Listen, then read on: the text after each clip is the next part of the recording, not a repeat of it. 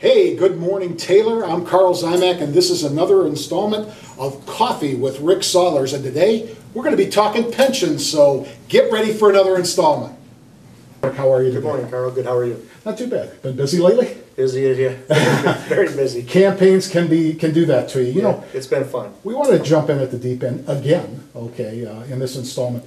Traditionally, Taylor, City of Taylor, in election time and otherwise, hotbed about really candid discussion about public pensions, okay?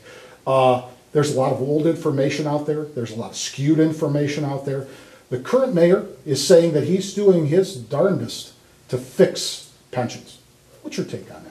You know, the reality is, Carl, the pensions that are here, they're here. They're difficult to fix. People have already retired under them. There's not a lot that can be fixed. There's a handful of exuberant, astronomical pensions. There's a few people that retired under some really unmanageable type programs that are very costly, but there's no real way to fix that. The real answer is moving forward. How do we negotiate better contracts that give the city the best value? The value being, you know, that we can attract still a good labor group. You know, the value being that it's still affordable for the taxpayers.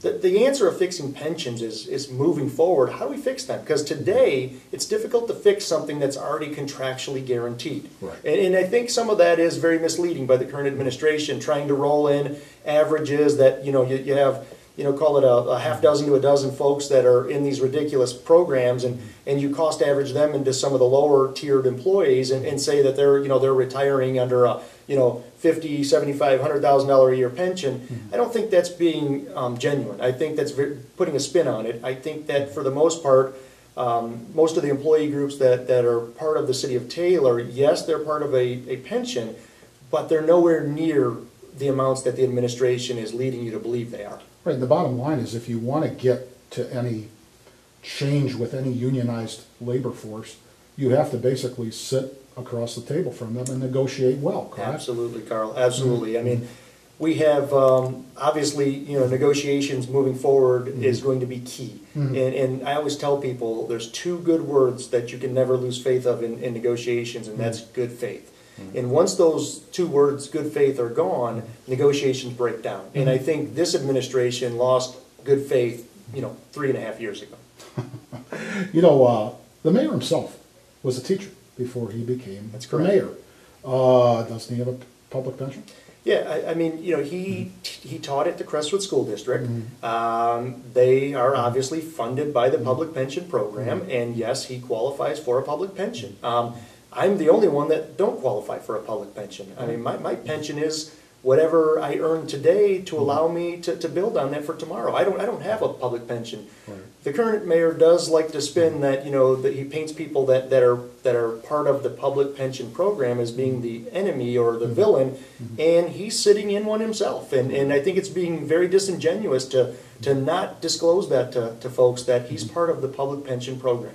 And isn't it, you know, don't you walk a fine line here, Rick, when you're employing people? Because, you know, on the one hand, you have to negotiate with them, and you want to be fair with them. Sure. But you have to defend the taxpayers' money, or your own money if you're in private business. But you also want to keep morale up in your workforce. You want to keep enthusiasm up. There's a fine line to walk there. You just can't dictate. That's right. You know, Carl, it's the word is value. What we look for is value. You know, we want value so the employees, we get the highest tiered level employees that want to come work for the City of Taylor. We motivate them through that, you know, that they want to perform, and we treat them with respect. And in turn, what happens is the taxpayers get a better product. They get an employee group that's motivated to do good. They want the community to be successful.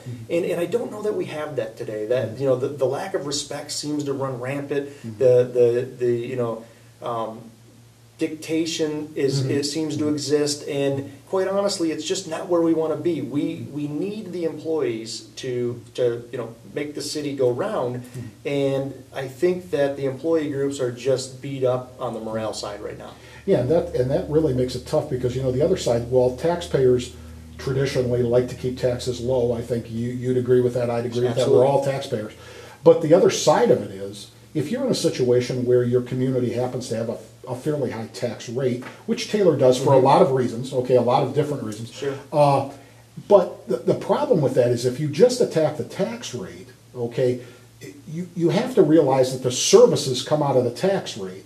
And if you don't recognize that, you demoralize the entire workforce, and you're kind of skewing your own. You're creating worse services for yourself. Absolutely. Part of this process of going out and seeing people and talking to people, knocking on doors, the first question I try to ask is, where do you think your tax dollars go? Number 1 and 2 answer is police and fire.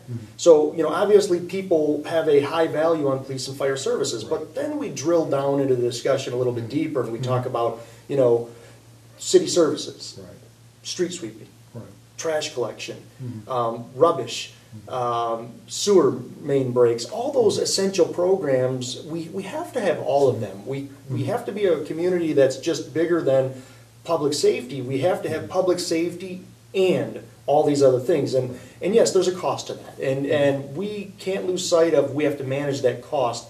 But again, the answer is value. Doing it with value. And I think that's where we need to stay focused at. Well, those are good answers, Rick. And this has been another Coffee with Rick. It's always a pleasure. Thanks, and Carl. until the next segment. Thank you. All righty.